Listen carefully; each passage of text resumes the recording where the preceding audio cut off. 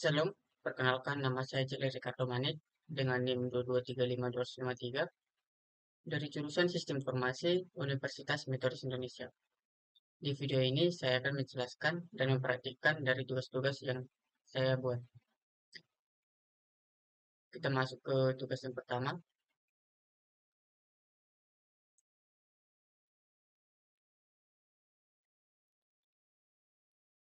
Tugas yang pertama yaitu formulir data diri. Terdapat beberapa fitur yaitu nama, status, jenis kelamin, dan hobi. Coba kita perhatikan.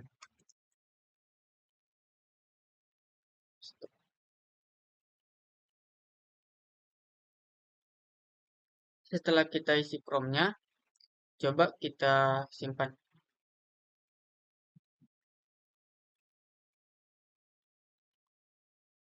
Setelah kita isi dan kita simpan, akan muncul pop-up yang berisi data berhasil disimpan. Nama, status, jenis kelamin, dan hobi. Sekian untuk tugas yang pertama. Selanjutnya kita ke tugas yang kedua.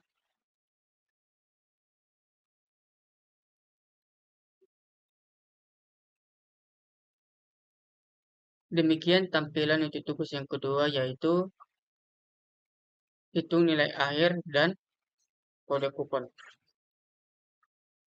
Di hitung nilai akhir terdapat beberapa fitur, yaitu nilai tugas, nilai UTS, dan nilai UAS.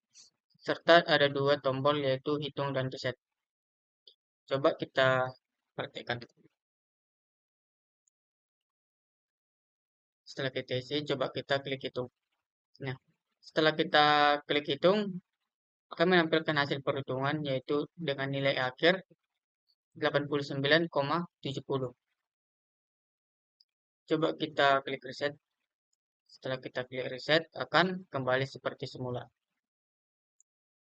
Data yang kita input tadi hilang. Selanjutnya ke kode kupon. Di sini terdapat beberapa fitur, yaitu total belanja, kode kupon, dan dua tombol, yaitu hitung dan reset.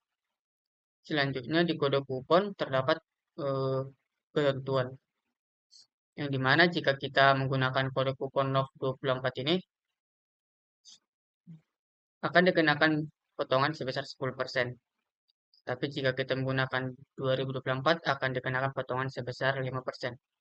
Tetapi jika kita tidak menggunakan kode kupon apapun, maka tidak ada potongan. Coba kita praktekkan. Kita masukkan 100.000. Kita gunakan kode kupon 24, lalu kita hitung. Nah, setelah itu tampil hasil perhitungannya, yaitu potongannya sebesar 10% dan total akhirnya yaitu 90.000. Yang dimana tadi 100.000 dan dikurangi biaya potongan sebesar atau kode kupon sebesar 10%. Selanjutnya coba kita reset, akan kembali seperti semula lagi. Demikian untuk tugas yang kedua. Selanjutnya kita ke tugas yang ketiga. Di tugas yang ketiga ini, dia terintegrasi dengan database. Jadi kita harus koneksikan dulu ke database-nya. Di sini saya menggunakan MySQL dengan tools SAMPP. Tapi sebelum itu, di sini ada cons URL yang dimana saya juga di sini mau supaya aplikasi ini dapat berjalan di device saya atau handphone saya. Jadi ini adalah IP. Jadi kita harus hubungkan dulu jaringan laptop ini dengan handphone kita. Setelah itu kita cek IP config-nya ini.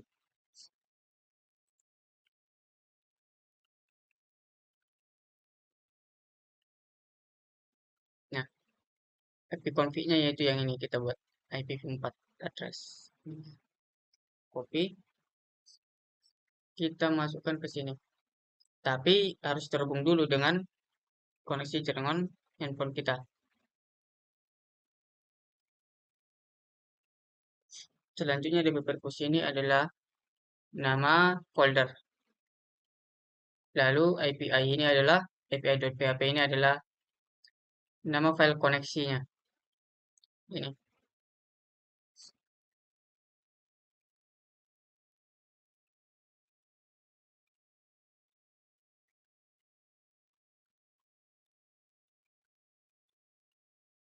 Ini.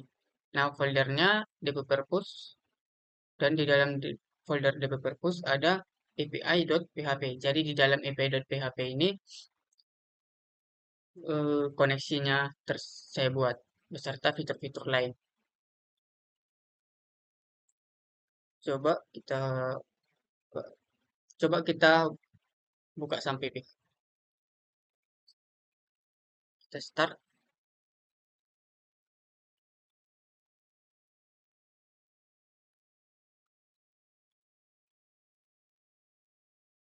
Nah, setelah kita start sekarang punya 13. Tersedia 12.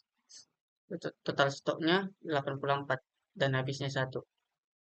Dimana tadi kan 0. Tapi itu sebelum terintegrasi dengan database-nya belum saya hubungkan. Jadi setelah saya hubungkan, ya ini dia. Coba kita tampilkan dari HP aplikasinya. Tapi sebelum itu kita juga harus download dulu Expo Go di App Store maupun Play Store.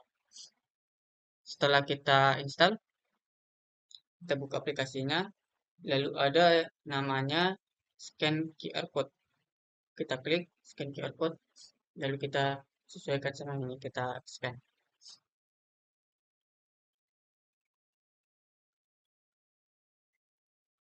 Nah, bikin tampilannya setelah saya scan. Aplikasinya tampil di handphone saya. Nah, tapi saya akan mempraktikkannya dari laptop saja.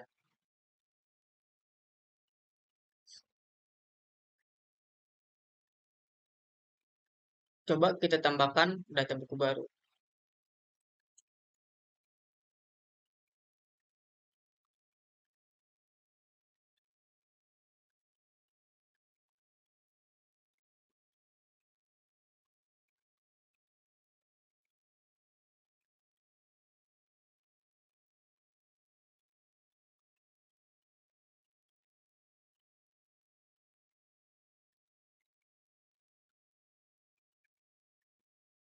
Selanjutnya jumlahnya ini kita buat simpan data. Nah, setelah kita simpan data, total bukunya jadi 14. Yang artinya penambahan datanya berhasil. Stoknya 86, tersedia 13, satu habis. Ini daftar bukunya, coba kita cari yang tadi, yang kita tambahkan. Apa tadi ya? Oh, ini, senja. Ini buku yang kita tambahkan tadi. Search ini bisa berdasarkan nama penerbit dan judul bukunya. Nama penulis dan, oh iya, judul, penulis, dan penerbit. Selanjutnya kita coba kita edit tadi. Edit 2002.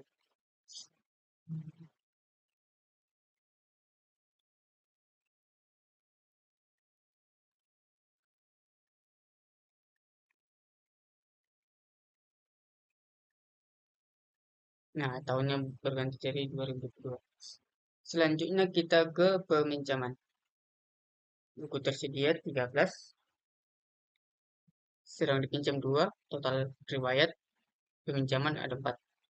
Buku yang tersedia yaitu ini, daftarnya, judul, stoknya, dan penulis penerbit.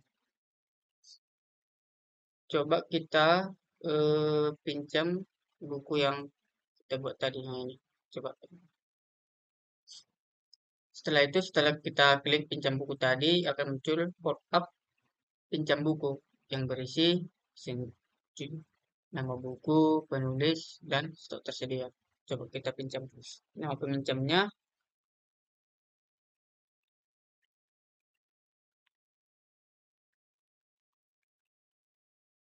pinjam buku sekarang. Selanjutnya kita pinjam sekali lagi biar kita mencoba dashboard yang ini, yang habis. Kita coba habiskan buku tadi biar eh, kita lihat apakah di si habis ini habis ini terupdate otomatis seiring berjalannya peminjaman dan pengembalian buku. Coba itu ke pinjam,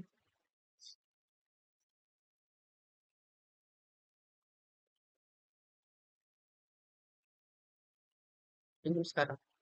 Nah, setelah kita pinjam, kita kembali ke dashboard. Nah, di cart bagian habis dia berubah jadi dua. Karena buku yang tadi kan sudah kita habiskan, sudah kita pinjam. Totalnya kan tadi dua, kita pinjam keduanya langsung. Jadi di sini langsung dua. Sekarang di buku tersedia yaitu 13 karena satu buku sudah habis. Sedang dipinjam 4 karena yang kita pinjam tadi sekali dua buku. Total riwayatnya yaitu 6. Sekarang kita coba kita kembalikan. Akan menampilkan pop-up seperti ini. Kembalikan sekarang. Terusin juga. Terus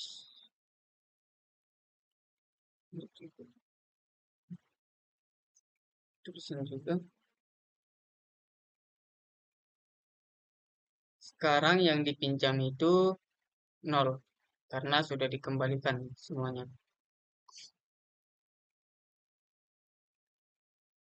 Sekarang di bagian dashboardnya sudah seperti ini.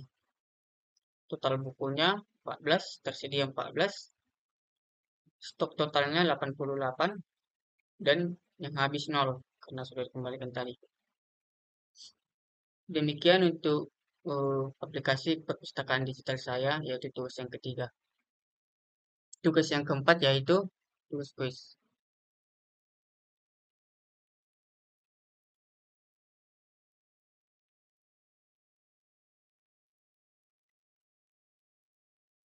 Demikian untuk tampilannya, yaitu Laundry versi sejahtera.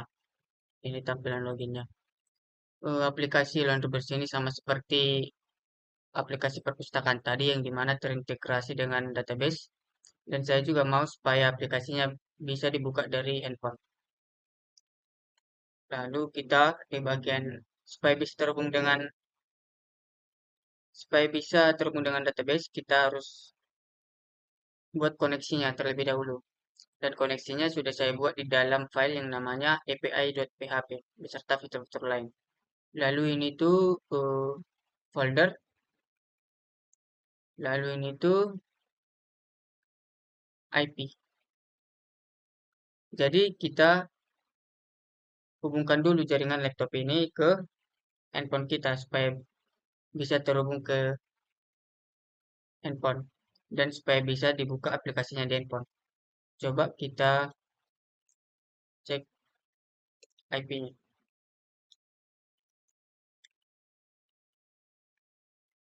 Kita pilih yang ini. Kita copy, terus kita paste di sini. Terus yang ini tuh nama folder. Yang di dalamnya ada api.php. Coba kita ketikkan.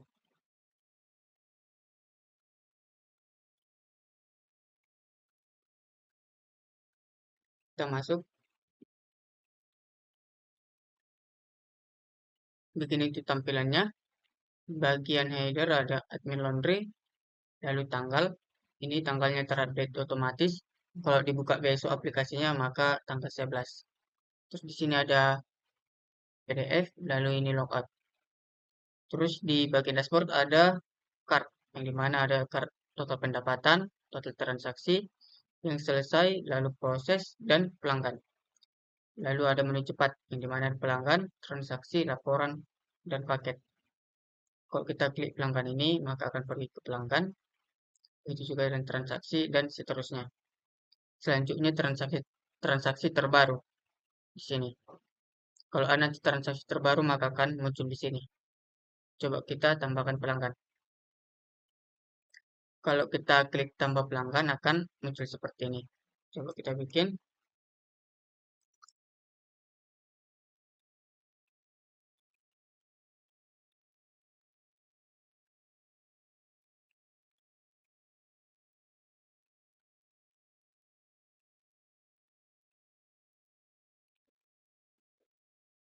Terus kita klik simpan. Nah, setelah kita apa, maka bisa masuk ke sini. Data yang kita isi tadi akan masuk ke bagian daftar pelanggan di sini. Coba kita edit. Jadi ini. Nah, sudah. Coba kita ke transaksi.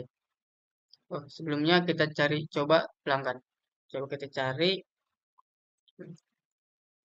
Nah, bisa ya, berdasarkan nama si pelanggan. Coba ke transaksi. Coba kita tambahkan transaksi baru. Pilih pelanggan. Di sini si Yuda belum masuk, belum terdaftar. Karena di sini eh, kita refresh dulu aplikasinya bermasuk. Coba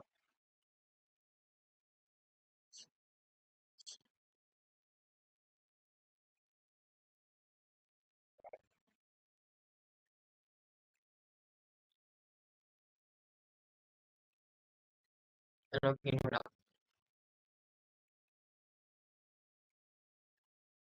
Kita pergi ke